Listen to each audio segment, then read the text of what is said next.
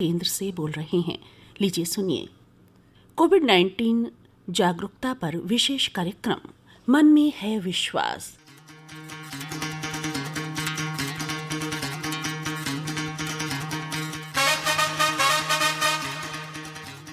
कार्यक्रम के सभी श्रोताओं को आभा गुप्ता का नमस्कार। श्रोताओं, भारत के सबसे बड़े जन आंदोलन के रूप में जाना जाता है भारत छोड़ो आंदोलन। इसे अगस्त क्रांति के नाम से भी जाना जाता है। भारत छोड़ो आंदोलन के बारे में आज इस कार्यक्रम में जानकारी दे रहे हैं श्री श्याम सरीन जी। श्रोताओं, श्याम सरीन जी के नाम से ही नहीं, आवाज से भी आप भली भांति परिचित होंगे। श्री श्याम सरीन आकाशवाणी के सेवानिवृत्त उद्घोषक हैं। सेवानिवृत्ति के बाद सरीन जी नई पीढ़ी में देश प्रेम की अलख जगा रहे हैं। विद्यालयों में जाकर आप स्वाधीनता आंदोलन के अमर क्रांतिकारियों के बारे में व्याख्यान देते हैं। तो लीजिए सुनिए भारत छोड़ो आंदोलन पर यह जानकारी श्याम सरीन जी से। भारत छोड़ो आंदोलन का जो दिन है, इसे ही अगस्त क्रांति का दिन भी कहते हैं। इसकी हम चर्चा करें तो ये चर्चा निश्चित रूप से गांधी जी से शुरू होगी। दक्षिण अफ्रीका में भारतीयों के अधिकारों के लिए जो गांधी जी ने आंदोलन किया, उससे उनकी विश्वव्यापी ख्याति हुई। भारत की धरती पर आकर उन्होंने बिहार के चंपारण में नील की खेती करने वाले किसानों के लिए आंदोलन किया और वास्तव में वो इसमें विजयी हुए और किसानों को उनका अधिकार दिलवा पाए। इसके बाद 1920-21 के दौर में गांधी जी ने असहयोग आंदोलन किया और 1930 के दौर में उन्होंने सविनय अवज्ञा आंदोलन किया, जिसे कि हम नमक आंदोलन भी कहते हैं। इन दोनों आंदोलनों के दौर में सत्याग्रहियों का जेल में जाने का जो डर था, वो एक तरह से दूर हो गया। और गांधी जी का तीसरा बड़ा आंदोलन, जो 1942 की क्रांति के रूप में विख्यात है, 1942 की इस क्रांति में उन्होंने अंग्रेजों भारत छोड़ो ये नारा दिया और देशवासियों को उन्होंने नारा दिया, करो या मरो। 1942 की 8 और 9 अगस्त की मध्य रात्रि को गांधी जी और देश के अन्य शीर्ष पंक्ति के जो नेता थे, वो सब गिरफ्तार कर लिए गए और उनकी ओर से गांधी जी का जो संदेश था, वो जनता को देने के लिए मुंबई के ग्वालियर टैंक मैदान में अरुणा आसफ अली आई और उन्होंने हजारों की भीड़ के सामने गांधी जी का संदेश लोगों को सुनाया। पूर्ण गत्यावरोध, हड़ताल और समस्त अहिंसात्मक साधनों का प्रयोग करके प्रत्येक व्यक्ति अहिंसा के अंतर्गत चरम सीमा तक जाने के लिए स्वतंत्र है। सत्याग्रही मरने के लिए बाहर जाएं, जीने के लिए नहीं। राष्ट्र का उद्धार केवल उसी अवस्था में होगा जबकि लोग मृत्यु को ढूंढने और उसका सामना करने के लिए बाहर निकलेंगे। हमारा नारा होगा, करो या मरो। 1942 के इस जनक्रांति में, जो विश्व की सबसे बड़ी जनक्रांति हुई है आज तक, इसमें जो वास्तविक आंकड़े थे वो तो कुछ और ही थे, लेकिन अगर अंग्रेजों ने जो आंकड़े दिए उनकी भी अगर चर्चा करें तो उन आंकड़ों का आप सबके बीच जिक्र करना चाहूँगा। पुलिस और फौज की गोलियों से 940 लोग मारे गए, 1630 लोग घायल हुए। पुलिस और फौज ने 538 बार गोलियां चलाईं, हवाई जहाज़ों से 6 बार हमले हुए। विभिन्न स्थानों पर 60,229 लोग गिरफ्तार किए गए और 18,000 लोगों को नज़रबंद किया गया। 60 स्थानों पर क्रांति को कुचलने के लिए ब्रिटिश अधिकारियों को, सेना को बुलाना पड़ा।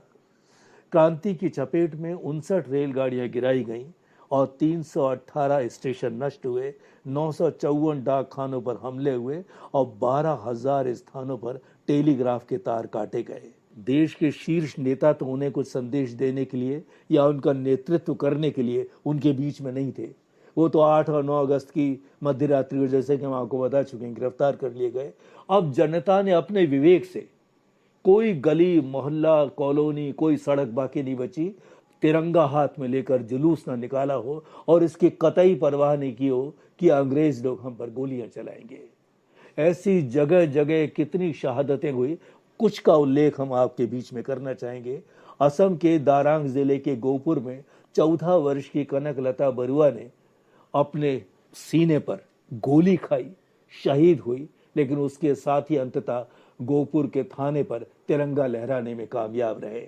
इसी तरह असम के मेदिनीपुर जिले में चारों ओर से हर दिशा से जुलूस निकले। उनमें से एक जुलूस का नेतृत्व किया 73-74 बरस की मातंगिनी हाजरा ने। उसके दोनों हाथों पर गोलियां मारी गईं, फिर अंततः उसने माथे पर गोली खाई, तो भी उसके जो साथी थे वो शासकीय भवन पर अंततः तिरंगा लहराने में कामयाब हुए। इसी तरह सिंध के हेमू कालाणी की हम चर्चा करना चाहेंगे, जिन्होंने रेल की पटरी की फिश प्लेटें हटाने की कोशिश की, गिरफ्तार हुए और अंततः सैन्य अदालत से उन्होंने फांसी पुरस्कार के स्वरूप में पाई। और इस तरह कितनी ही गाथाएं हैं शहीदों की 1942 की इस क्रांति के संदर्भ में। ज्ञात अज्ञात जो भी है वो सब स्तुत्य हैं, वंदनीय हैं। उनको सलाम करें, उनको सैल्यूट करें, उनका वंदन करें, अभिनंदन करें और देश को सर्वोपरि मानते हुए इसके लिए बड़ी से बड़ी कुर्बानी के लिए सदैव तैयार रहें। तो श्रोताओं, अभी आप सुन रहे थे भारत छोड़ो आंदोलन के बारे में श्याम सरीन जी से ये जानकारी। आइए अब कार्यक्रम में आगे बढ़ते हैं। अब आपकी मुलाकात करवाते हैं राधा सक्सेना से। राधा जी को बागवानी का शौक जुनून की हद तक है। उनके इसी शौक के बारे में हमने उनसे विस्तार से बातचीत की। लीजिए आप भी सुनिए ये बातचीत। राधा जी, आपको हरा भरा नमस्कार। आभा जी, आपको भी बहुत बहुत नमस्कार। फूलों की भीनी भीनी सुगंध के साथ राधा जी आपका स्वागत है आकाशवाणी ग्वालियर के इस कार्यक्रम में। तो आइए पेड़ पौधों की बातें करें। सबसे पहले तो मैं आपको आपके बचपन में ही ले जाऊंगी कि पेड़ पौधों से लगाव कैसे आरंभ हुआ। हालांकि हर किसी को पेड़ पौधों से लगाव होता है। प्रकृति के सानिध्य में जब हम जाते हैं तो हमें बड़ा अच्छा लगता है, प्राकृतिक नजारे हमारा मन मोह लेते हैं, लेकिन आपको कुछ ज्यादा ही लगाव है। तो ये कैसे आरंभ हुआ? जी आभा जी, आपने बिल्कुल सही कहा कि मुझे पेड़ पौधा से बहुत लगाव है और बचपन से ही मैं अक्सर अपनी फ्रेंड्स के साथ किसी बाग बगीचे में जाकर बैठ जाया करती थी और वहां जाकर बातें करती थी, वहां के फूलों के बारे में, पेड़ों के बारे में, जहाँ भी पौधे लगे हों या कोई प्राकृतिक दृश्य हमारे आसपास हो, और वहां जाकर हम लोग खेला करते थे। अब आजकल तो मोबाइल फोन होते हैं तो बच्चे कई बार इसी पर खेलने लगते हैं, लेकिन उस समय हम लोग आउटडोर गेम्स ज्यादा खेला करते थे। कुछ नहीं, वहाँ के फूलों को, पत्तियों को देखकर उसी पे पहेलियां पूछने लगती थी। अरे वाह! तो बचपन की कोई पहेली याद है क्या आपको? हाँ, मुझे अभी भी याद है। बचपन की बातें कौन भूल पाता है आभा जी। तो आज आप मुझसे पूछिए पहेली। हाँ, आज मैं आपसे पूछूंगी। पहली पहेली है कि रंग बिरंगे पंखों वाली मैं मकरंद की पुड़िया, सबके मन को भाऊं मैं हूँ ऐसी कुड़िया, बताओ मेरा नाम क्या है? फूल। अच्छा, चलिए अब एक दूसरी पूछती हूँ। लंबे लंबे हाथों वाली सागर तक मैं जाऊँ, लंबे लंबे हाथों वाली सागर तक मैं जाऊँ, झूम झूम के नाचूं गाऊं, सबकी प्यास बुझाऊं, बताओ मेरा नाम क्या है? आभा जी, आप और हम दोनों ही बड़े हो गए हैं तो बहुत जल्दी से समझ में आ जाता है, लेकिन जब छोटे थे ना तो काफी देर तक हम लोग सोचते रहते थे कि क्या हो सकता है आखिर। बिल्कुल, माथा पच्ची करने में भी बड़ा मजा आता है बचपन में। बहुत मजा आता है। और आभा जी, जब मैं बड़ी हुई तो मैंने अपना विषय जो चुना वो भी बॉटनी था। तो बॉटनी में एमएससी करने के बाद पेड़ पौधों के बारे में बहुत कुछ जाना, समझा, उनको देखने का मौका मिला, तो लगाव ये बढ़ता ही चला गया। बिल्कुल। तो राधा जी, आपके पास एक छोटा सा बगीचा भी है और इसके अलावा छत पर भी आपने बेहद खूबसूरत बगीचा तैयार किया है। तो गमलों के लिए आपने छत पर किन वस्तुओं का इस्तेमाल किया है, किस तरह से गमले अरेंज किए हैं, पौधे कैसे लगाए हैं, थोड़ा सा बताइए हमारे श्रोताओं को। आभा जी, मैं बताना चाहूंगी कि जब मैंने पौधे लगाना शुरू किए थे, कई बार मेरे पौधे कुछ मर जाते थे, जैसे बहुत तेज धूप हो या बहुत ज्यादा छांव हो। पौधे लगाने से पहले सबसे पहले हमको ये देखना पड़ता है कि हम कौन सा पौधा लगा रहे हैं, कौन से पौधे हमारी पसंद के हैं और हम उन्हें किस जगह पर लगाएं। उसके लिए हमारा जो वातावरण है कैसा होना चाहिए। अपनी पसंद के पौधे हो और पौधों को क्या पसंद है वो परिस्थितियां भी देखनी होगी। जी बिल्कुल। तो उस हिसाब से मैं चुनाव करती हूँ कि छत पे यदि बहुत ज्यादा तेज धूप है तो वहाँ कौन से पौधे लग जाएं ताकि वो मरे ना। जो छांव वाले हिस्से के पौधे हैं उनको वहां लगाएं, जिससे कि वो वहां जीवित रह सकें। अपने ग्वालियर का टेम्परेचर तो 48 तक पहुंच जाता है कई बार काफी, तो ऐसे में कई पौधे मर भी जाते हैं यदि छत पर होते हैं, बहुत तेज धूप होती है। तो एक तो ये वाली बात का ध्यान रखना है कि हम कौन से पौधे लगाएं और कहाँ लगाएं वो जगह। और दूसरी गमलों की बात की तो छोटे पौधे जो होते हैं उनके लिए बहुत छोटे गमले भी चल जाते हैं, जिनकी जड़ें ज्यादा फैलती हैं, थोड़ा बड़ा गमला लगता है। घर में ही कई ऐसी चीजें निकलती हैं जैसे टूटी हुई बाल्टी है, टप्पे हैं, किचन के बर्तन, यहाँ तक कि मेरे जो टूटे गिलास कप वगैरह जो होते हैं मैं उनका भी उपयोग छोटे छोटे कैक्टस वगैरह लगाने में भी कर देती हूँ। मैं किसी प्लांट को फेंकती नहीं हूँ, इसलिए उनका भी उपयोग हो जाता है। ठीक, तो छत पर किस तरह से आपने गमले सजाए हुए हैं? जब हमारे पास जगह कम पड़ने लगती है तो सबसे बड़ी समस्या ये होती है कि अब पौधों को कहाँ रखें। बिल्कुल। तो अधिकतर गमलों को हम लटका तो सकते नहीं है, भारी गमले जो होते हैं उनको हमें नीचे ही रखना पड़ता है या किसी स्टैंड पर रखना पड़ता है। लेकिन जो छोटी छोटी बास्केट होती हैं तो उनको यदि आप हैंगिंग कर देंगी, कहीं पर लटका देंगी, तो वो जगह आपकी बच जाती है और आपका शौक भी पूरा हो जाता है। जब जगह मेरे गार्डन में कम पड़ने लगी तो मैंने दीवारों का उपयोग करना शुरू कर दिया। मतलब वर्टिकल गार्डन बनाना शुरू कर दिया। वर्टिकल गार्डन थोड़ा सा समझाइए हमारे श्रोताओं को कि किस तरह आपने गमले लगाए हैं। वर्टिकल गार्डन के लिए हमें सबसे ज्यादा जो आसान पड़ती हैं वो प्लास्टिक की बोतलें वगैरह होती हैं, जो वो होती हैं, क्योंकि उसमें आसानी से छेद हो जाता है और उनको कीलों से हम लटका सकते। लोगों को ये शिकायत होती है, ये जो पौधों को लगाने का शौक है बहुत कीमती है, बहुत पैसा खर्च होता है। तो मेरे शौक में मुझे नहीं लगता कि मैंने ज्यादा पैसा कहीं पर खर्च किया है। तो ये जो प्लास्टिक की बोतलें वगैरह अपने घर में अक्सर आती रहती हैं किसी न किसी रूप में।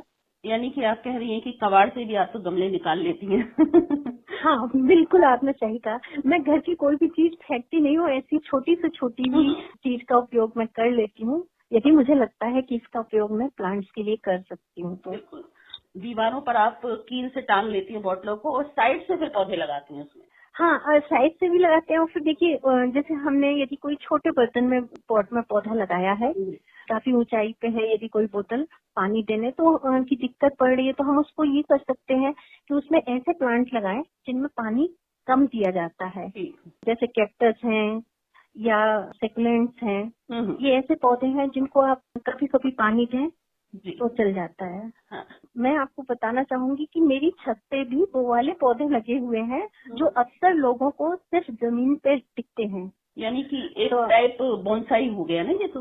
बोनसाई बनाने की एक अलग तरीके की प्रक्रिया होती है, तो मैं उसे बोनसाई ना कहते हुए यही कहूंगी कि वो पौधे जो हम खुली हुई जगह पर लगाते हैं, जमीन पर लगाते हैं, जो आगे चल के बड़े वृक्ष का रूप ले लेते हैं, जैसे नीम है, अर्जुन का पेड़ है, पीपल या बरगद का पेड़ है। ये अक्सर आपने सिर्फ खुली हुई जगहों पर देखा होगा लगते हुए, लेकिन आपको हैरानी होगी मेरे गार्डन में ये गमलों में लगे हुए हैं। अरे वाह, क्या बात है। तो गमले में नीम का पेड़ भी लगा हुआ है? बिल्कुल, नीम का पेड़ भी लगा हुआ है, 4 फुट का है। ये हम डेली 4-5-6 पत्तियां तोड़ के खाते भी हैं। अच्छा, कुछ समय हुआ होगा इनको लगे हुए, लेकिन जब ये और बड़ा आकार ग्रहण करेंगे तो फिर गमलों में कैसे समाएंगे? हाँ, आपने बिल्कुल बहुत अच्छा प्रश्न किया ये। तो बोनसाई करने में की जड़ को देखा जाता है और उसकी जड़ को कट किया जाता है, तब वो बोनसाई बनता है। लेकिन हमने जड़ तो नहीं इनकी काटी है और करीब इनको 4 फुट के आसपास हम बड़ा कर रहे हैं। अच्छा, बस क्या करते हैं कि एपिकल पोर्शन की जो ब्रांचेज होती हैं उनको आप आगे से कट करती जाइए, तो वो वहीं के वहीं रह जाती हैं। साइड से दूसरी ब्रांचें निकलती जाती हैं, इस तरीके से वो घना हो जाता है, हाइट कम रह जाती है। उनको हम उतना खाद पानी नहीं देते हैं तो उनकी जड़ें भी उतनी तेजी से ग्रोथ नहीं करती हैं कि वो बड़ी घनी हो जाएं। और कोई भी पौधा किसी भी गमले में लगा होता है 5-7 साल से ज्यादा नहीं होता है, इस बीच या तो गमला टूट जाता है, चाहे वो अपने आप टूटे या जड़ों से टूटे, लेकिन उसके बाद चेंज हो ही जाता है किसी न किसी तरीके से प्लांट। अभी आपके बगीचे में कौन कौन से वृक्ष लगे हैं? हाँ जी, मेरे बगीचे में इतने सारे पौधे हैं कि नाम गिनाऊंगी तो शायद पूरा दिन लग जाएगा। पौधों का नहीं, जो वृक्ष हैं बड़े बड़े उनके नाम बता दीजिए। जो बड़े वृक्ष हैं उसमें जैसे नीम का पेड़ है, अर्जुन का पेड़ है, पीपल का पेड़ है, बरगद का है, और मीठा नीम जो है वो झाड़ी के रूप में आ जाता है। गुड़हल, गुलाब, चंपा, चमेली, बोगनविलिया, नागराज, अच्छा ये सब झाड़ियों के रूप में आ जाते हैं। ये सब मेरे गमलों में लगे हुए हैं। अच्छा अच्छा। इसके अलावा भी मैंने और भी पौधे लगाए हुए हैं। तो खाद के लिए आप क्या इस्तेमाल करती हैं गमलों में, बगीचे में? अपने जो बगीचे के पेड़ पत्ते वगैरह टूट जाते हैं, पत्तियां टूट के गिरती हैं, बसंत ऋतु आने को होती है, उस समय बहुत पत्तियां टूट के गिर जाती हैं, उनको सुखा लेते हैं। घर में किचन से आपके बहुत बेस्ट मटेरियल निकलता है ना, तो उसको भी आप इकट्ठा करती जाएं किसी कंटेनर में, और थोड़ी सी उस पर मिट्टी डाल दें, थोड़ा सा जो गोबर की खाद होती है वो डाल दीजिए, और थोड़े से यदि केचुए मिल जाए तो बहुत ही अच्छी बात है। फिर जो खाद तैयार होती है वो बहुत अच्छी ऑर्गेनिक खाद होती है वो, और उससे पौधों के ऊपर कोई नेगेटिव इफेक्ट भी नहीं पड़ता है। केमिकल जो खादें आती हैं बाजार से, उनसे जल जाते हैं जड़ें वगैरह, तो ऐसा इसमें नहीं हो पाता है। ठीक, तो खाद भी घर पर ही तैयार की जा सकती है और उसे बगीचे में, गमलों में इस्तेमाल किया जा सकता है। हाँ, एक बात और कहना चाहूंगी कि अक्सर है ना, लोग सब्जी वगैरह जब बाजार से खरीद कर लेकर आते हैं तो ये कहते हैं ना कि इतनी बड़ी लौकी क्यों है, इतना बड़ा कद्दू क्यों है, तो वो कुछ केमिकल्स का इफेक्ट होता है जो किसान डालते हैं कीड़ों से बचाने के लिए। लेकिन हमारी ये जो खाद घर पर बनती है, जब हम इससे सब्जियां उगाते हैं तो बहुत ही नेचुरल सब्जियां होती हैं जो हेल्थ के लिए बहुत अच्छी होती हैं। और रासायनिक खाद से जो सब्जियां उगाई जाती हैं वो बड़ी बड़ी तो आकार में होती हैं, सुंदर भी दिखती हैं, लेकिन उसमें स्वाद उतना अच्छा नहीं होता है। उनका स्वाद भी अलग होता है, और ये आपकी थोड़ी सी होगी यदि आपके गमले में है, लेकिन उसका टेस्ट इतना अच्छा होता है कि वो हमारी पूर्ति करती है। और अपने सुंदर सुंदर हाथों से लगाई गई सब्जियां अपने हाथों से किचन में पकाएं और फिर खाएं और खिलाएं तो बात ही क्या है। ये तो खाने वाले बता सकते हैं, कभी खाकर देखिएगा फिर बताइए।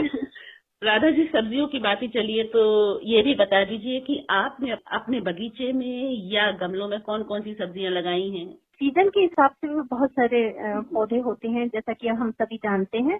तो टमाटर है, धनिया है, सरसों, मेथी, अदरक, लहसुन, प्याज, पालक, अरे वाह, अरबी की गांठें, और नोनिया, मीठा नीम, चुकंदर, बैगन, करेला, ये ऐसी सब्जियां हैं जो बड़ी आसानी से लग जाती हैं।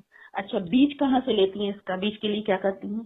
तो इसमें बहुत सारे बीज ऐसे भी होते हैं जो आपके अपने घर से भी मिल जाते हैं। लाल मिर्च अक्सर हमारे घर में आती है, साबुत मिर्च जो होती है, तो उसके अंदर से जो बीज निकलता है वही बीज आप बो दीजिए। धनिया साबित है आपके पास, वो आप बोकर देखिएगा। सरसों, मेथी दाना, ये अक्सर हमारे घर में होते हैं।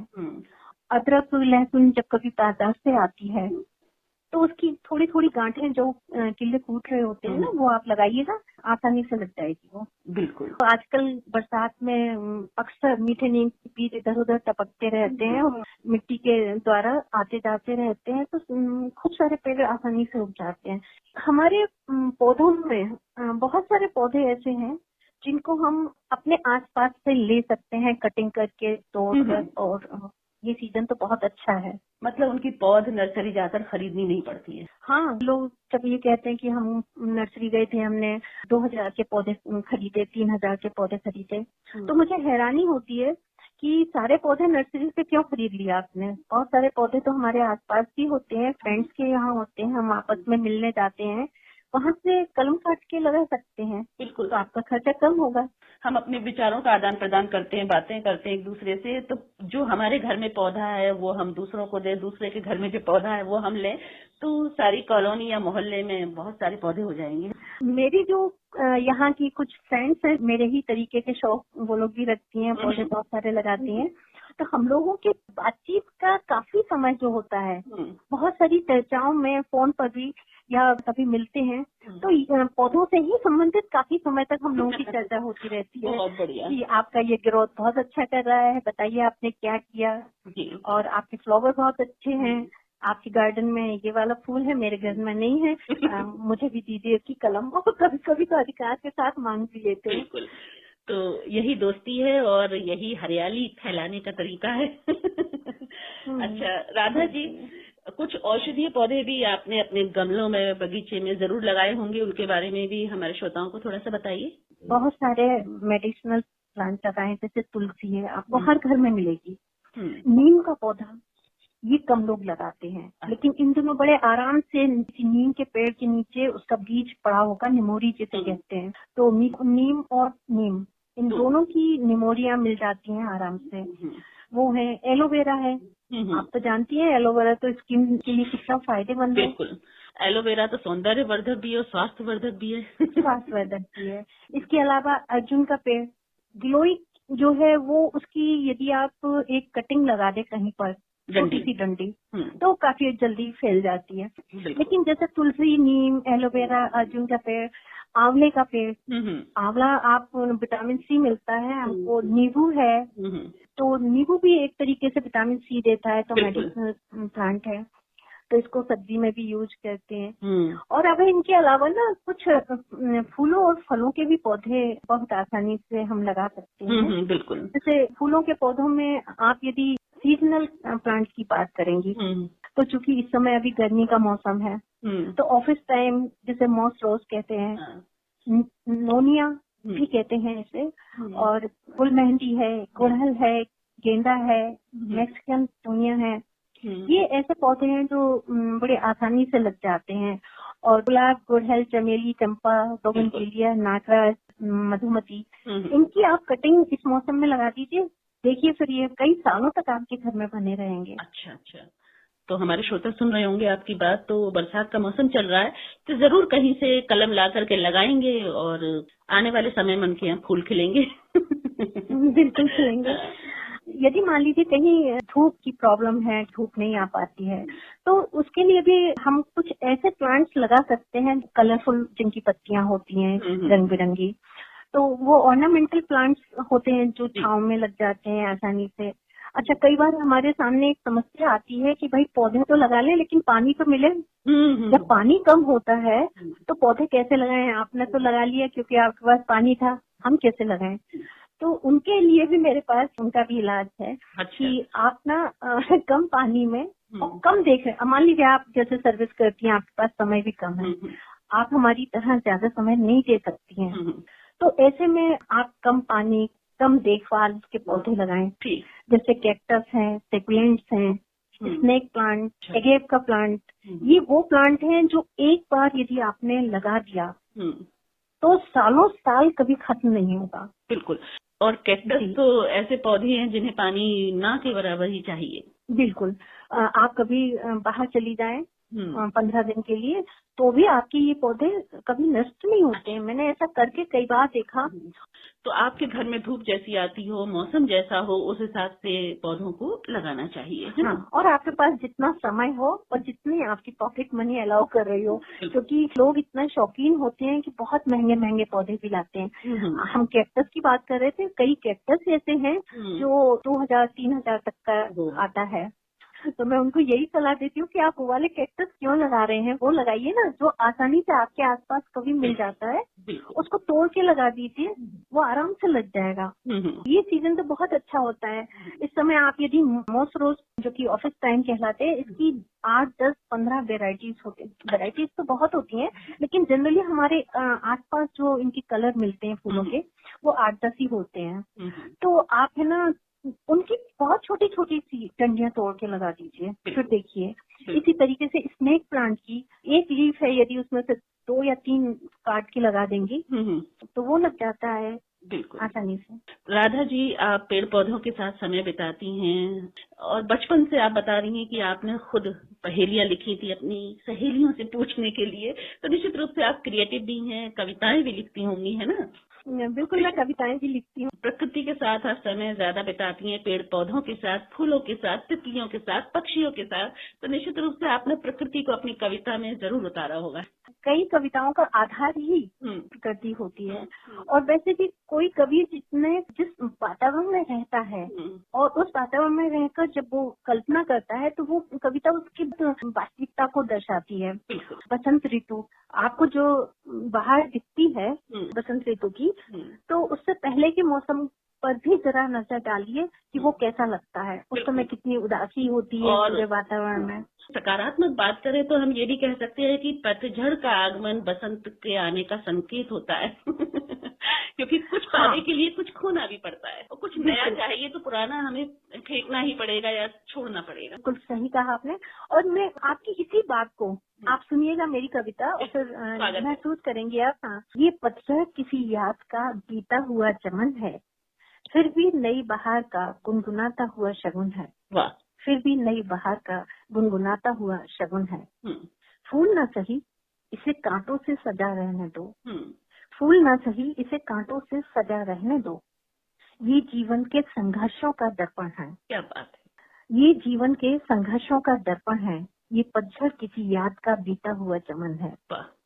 मौसम बदलते हैं सुख दुख की तरह, कभी सूखा तो कभी हरियाली सावन है। ये पतझड़ किसी याद का बीता हुआ चमन है, फिर भी नई बहार का गुनगुनाता हुआ शगुन है। क्या बात है, बहुत बढ़िया राधा जी।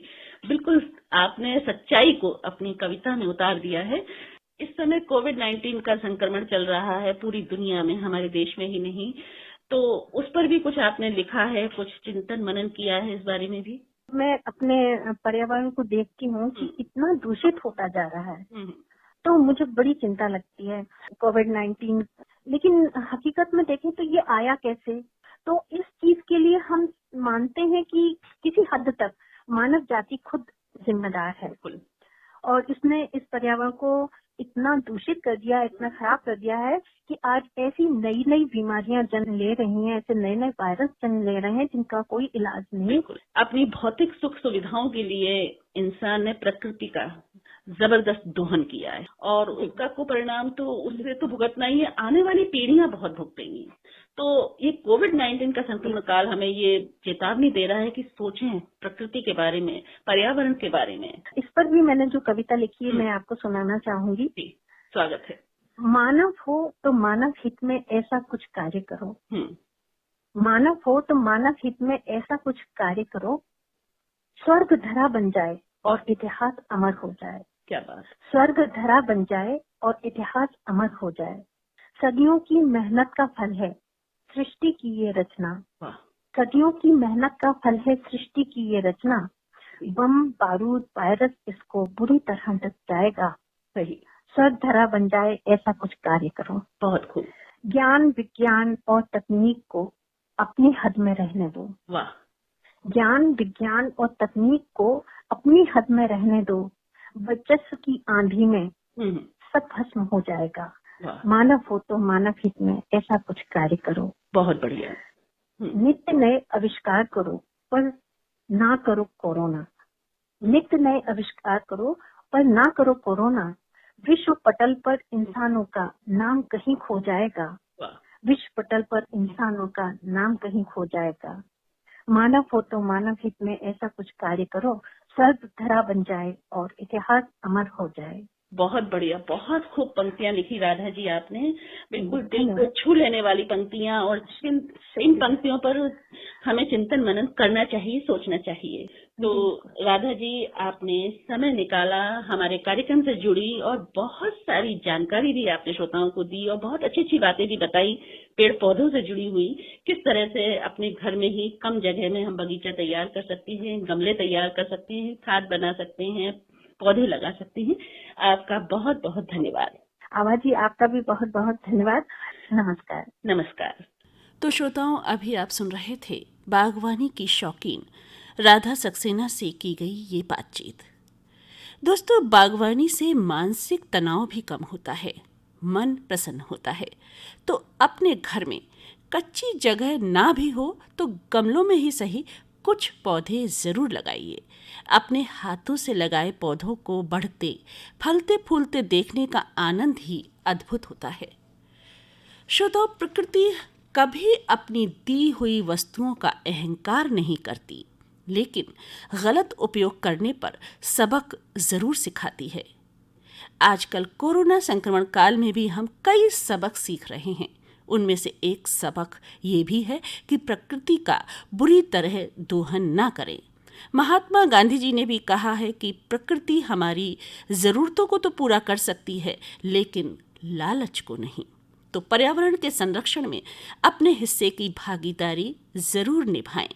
और अब घड़ी इशारा कर रही है कि मैं आपसे अनुमति लूं। तो जहां तक संभव हो घर में ही रहें, सुरक्षित रहें, प्रसन्न रहें और सुनते रहें आकाशवाणी के कार्यक्रम। अनुमति दीजिए आभा गुप्ता को नमस्कार।